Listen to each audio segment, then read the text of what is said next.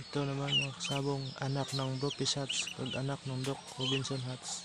Ang lalaki Doc Robinson Hats, ang babae Bro Pisats.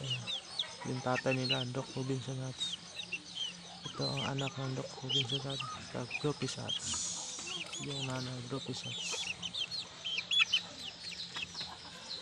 Tatlong lalaki, isang babae po iyan. Ayan. Ito babae. Itong tatlong lalaki. Ito, ayan.